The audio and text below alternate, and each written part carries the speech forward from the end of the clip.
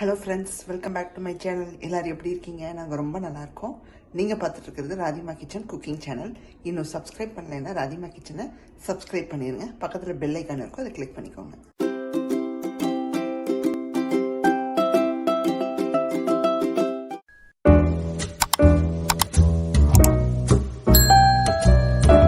பண்ணக்கூடிய ஸ்நாக்குக்கு வந்து பார்த்தீங்கன்னா 2 பொட்டேட்டோ எடுத்திருக்கேன். நான் 2 பொட்டேட்டோவையும் வேக வச்சு தோல் உரிச்சு ரெடியா வச்சிருக்கேன். இப்போ இதை ஸ்மாஷ் பண்ணிக்கலாம். ஃபர்ஸ்ட் சிம்பிள் தான், குயிக்கா பண்ணிடலாம்.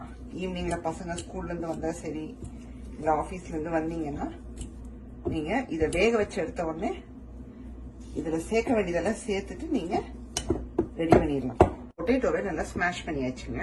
இப்ப இதுல என்னென்ன சேர்க்க போறோம்னு பாத்தீங்கன்னா, ஃபர்ஸ்ட் சேர்க்கக்கூடியது ஆனியன்ஸ். நான் வந்து ஒரு சின்ன வெங்காயம், பெருசுலயே வந்து சின்னது இருக்கும் பாத்தீங்களா, அதை எடுத்து ஃபுல் அண்ட் ஃபுல் நான் பொடியா கட் பண்ணி வச்சுட்டேன். அதை உள்ள சேர்த்துடலாம். ஸோ வெங்காயம் எந்த அளவுக்கு வேணாலும் நீங்க சேர்த்துக்கலாம், ரொம்ப நல்லா இருக்கும். இது கூட வந்து இஞ்சி 2 பீஸ் இஞ்சி, சின்ன இஞ்சி எடுத்து அதை துருவி வச்சிருக்கேன். ஸோ தட் வாயில தட்டுப்படாது. அதனால நீங்க சாப் பண்றதை விட இந்த மாதிரி ஆட் பண்ணிக்கோங்க. அப்புறம் 3 பச்சை மிளகாயை நல்லா குட்டி குட்டியா ரவுண்டா கட் பண்ணி வச்சிருக்கேன். நம்ம வந்து மிளகாத்தூளும் சேர்ப்போம், அதனால பார்த்து சேர்த்துக்கோங்க. இப்ப பச்சை மிளகாய் சேர்த்ததுக்கு அப்புறமா கொத்தமல்லி சேர்த்துக்கிறோம். நல்லா வந்து ஒரு கை கொத்தமல்லி சேர்த்துக்கோங்க. எனக்கு கொத்தமல்லி நல்லா வாசமா சூப்பரா இருக்கும். இது கூட மிளகாத்தூள் சேர்க்க போறோம். ஜஸ்ட் ஒரு 1/4 டீஸ்பூனுக்கு எடுத்து வச்சிருக்கேன். ஜஸ்ட் லைட்டா, ஏன்னா நம்ம பச்சை மிளகாய் போட்டாலும் மிளகாத்தூள் போட்டாதான் நல்லா இருக்கும். சோ சீரகத்தூள் ஒரு 1/4 டீஸ்பூன், சும்மா லைட்டா ஒரு வாசத்துக்கு. அப்புறம் கரம் மசாலா தூள் ஒரு 1/4 டீஸ்பூன், மஞ்சத்தூள் ஒரு பிஞ்ச், ஜஸ்ட் ஒரு ஃபிளேவர் காண்டி. அண்ட் இப்ப ஃபைனலா உப்பு சேர்த்துறோம். ரெசிபிக்கு தேவையான உப்பு சேர்த்துட்டு ஃபர்ஸ்ட் இதை கலந்துட்டு அதுக்கப்புறம் பைண்டிங் ஏஜென்ட்டை சேர்த்துக்கலாங்க. நீங்க தண்ணியே சேர்க்க வேணாம், ஏன்னா நம்ம வேக வச்ச பொட்டேட்டோடையும் மாய்ஸ்ட் இருக்கும், வெங்காயத்திலையும் நிறைய ஈரப்பதம் இருக்கும். இப்ப நம்ம சேர்க்க வேண்டியதெல்லாம் சேர்த்து நல்லா கலந்து விட்டாச்சுங்க. ஃபைனலா நம்ம என்ன சேர்க்க போறோம்னா, கார்ன்ஃபிளவர் மாவும் அரிசி மாவும் சேர்க்க போறோம். 2 டேபிள் ஸ்பூனுக்கு கார்ன்ஃபிளவர் எடுத்து வச்சிருக்கேன், 1 டேபிள் ஸ்பூனுக்கு அரிசி மாவு எடுத்து வச்சிருக்கேன். இதை உள்ள சேர்த்துடலாம். நான் எப்பவும் சொல்றதா, நான் வாங்குற கார்ன்ஃபிளவர் வந்து எனக்கு எல்லோ கலர்ல கிடைச்சது, அதனால நான் அதை தான் யூஸ் பண்ணிட்டு இருக்கேன். அது நல்லாவும் இருக்கும், ஒன்றும் பிரச்சனை இல்லை.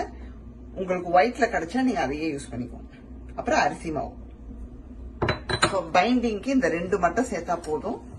திரும்பவும் சொல்றேன், இதை நீங்க பிசையவே உங்களுக்கு வந்து அந்த பதம் வந்துடும், நல்லா இந்த ஒரு பிடிக்கிற பதம் வந்துடும். அதனால நீங்க தண்ணி தேவைப்படுமோன்னு சொல்லி சேர்த்துறாதீங்க. இங்க பாத்தீங்கன்னா நல்லா வந்து கார்ன்ஃபிளவர் அரிசி மாவு போட்டு கலந்து விட்டாச்சு. நீங்க கையில எடுத்து இப்படி உருண்டை பண்ணும்போதோ, உங்களுக்கு எந்த ஷேப்ல போட விருப்பம் இருக்கோ அதை நீங்க பண்ணும்போது இந்த மாதிரி உருட்டுற பதம் வரணும், அவ்வளவுதான். நீங்க கையை வச்சு இப்படி பெசறனாலே போதும், நல்லா சூப்பரா வந்து உங்களுக்கு அந்த பிடித்தம் இதுக்கு வந்துடும். எண்ணெயை சூடு பண்ண போட்டாச்சு, எண்ணெய் நல்லா சூடாச்சுங்க. இப்ப இந்த உருண்டை மாதிரி எடுத்துக்கிட்டு கையில வந்து நான் வடை மாதிரி தட்ட போறேன். ஸோ அந்த ஃபார்ம்ல தான் நான் போட போறேன். நல்லா இப்படி பிரஸ் பண்ணிட்டு ஒரு ஹோல்ஸ் மாதிரி ஒண்ணு போட்டுருணும். கிட்டத்தட்ட அந்த மெதுவடை போடுவோம் பாத்தீங்களா, அந்த மாதிரி தான். இந்த மாதிரி நடுவுல ஒரு ஹோல்ஸ போட்டு இப்படி எண்ணெயில போட்டுருணும். இப்போ இன்னொன்னு போட்டுக்கலாம். சப்போஸ் உங்களுக்கு கையில ஒட்டுற மாதிரி இருந்துச்சுன்னா கொஞ்சம் தண்ணி தொட்டுக்கோங்க. லைட்டா கையை கொஞ்சம் தண்ணியில நினைச்சுக்கோங்க. நல்லா இப்படி கையில ஒரு அமுக்கு அமுக்கிட்டு இப்படி ஒரு ஹோல்ஸ போட்டுட்டு இந்த கை வழியா எடுத்தீங்கன்னா வந்துடும். வந்ததுக்கு அப்புறமா அப்படியே எண்ணெயில போட்டு திருப்பி போட்டுக்கலாங்க. பாருங்க எவ்வளவு அழகா வந்திருக்குன்னு புரிஞ்சு. சப்போஸ் உங்களுக்கு கையில வந்து தேய்ச்சு இப்படி பிளிப் பண்ணும்போது எண்ணெயில கையில ஒட்டிட்டு இருக்கும், அப்ப என்ன பண்ணுங்கன்னா லைட்டா கையில தண்ணிய தேய்ச்சிட்டு பண்ணுங்க. சோ உங்களுக்கு வந்து ஒட்டாம எடுத்துடலாம். ஒரு 2-3 வாட்டி திருப்பி விட்டீங்கனாலே உங்களுக்கு வந்து ரெடி ஆயிடும்.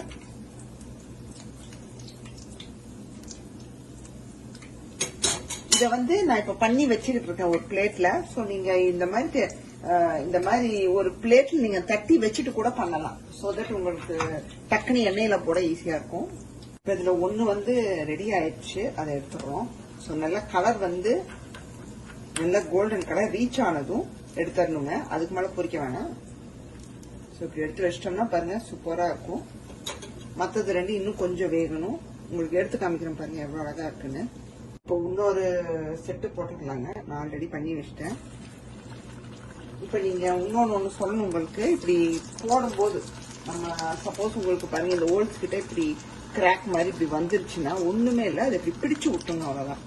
ஏன்னா எண்ணெயில போட்டதும் அது செட் ஆயிக்கும். ஸோ நமக்கு ஷேப் வேணும் இல்லையா, அதனால மறுபடியும் கொஞ்சம் இப்படி டச் அப் பண்ணி விட்டு மறுபடியும் ஹோல்ஸை கொஞ்சம் ஸ்ட்ராங் பண்ணி உள்ள போட்டீங்கன்னா உங்களுக்கு அவ்வளவுதான். உள்ள போட்டதும் கரண்டியை வச்சு டிஸ்டர்ப் பண்ணாதீங்க. ஏன்னா அது வந்து உள்ள போய் செட்டில் ஆகி மெல்லமா தான் அப்படியே பொரிஞ்சு அப்படியே மேல மிதக்கும். ஸோ நம்ம உள்ள போட்டதுமே போட்டு இப்படி திருப்பி திருப்பி விடலான்னு ஆட்டி விட்டீங்கன்னா உடஞ்சிடும். ஸோ ஷேப் முக்கியம். நீங்க எந்த ஷேப்ல போட்டாலுமே போட்டதும் ஒரு ஃபியூ செகண்ட்ஸ் விட்டுருங்க, அப்புறமா திருப்பி விடுங்க. பாத்தீங்கன்னா செகண்ட் அடசலும் சூப்பரா ரெடி ஆயிடுச்சுங்க.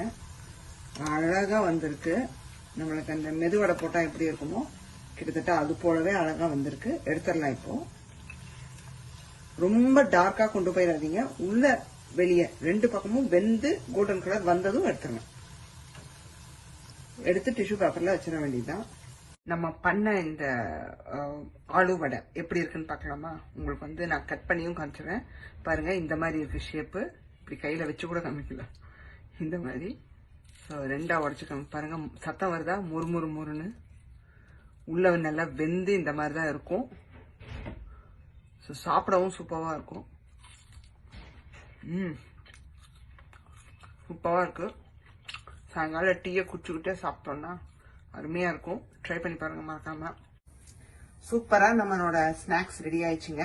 ஸோ ஈவினிங் டைம்ல டீ டைம்ல சாப்பிட சூப்பரா இருக்கும்.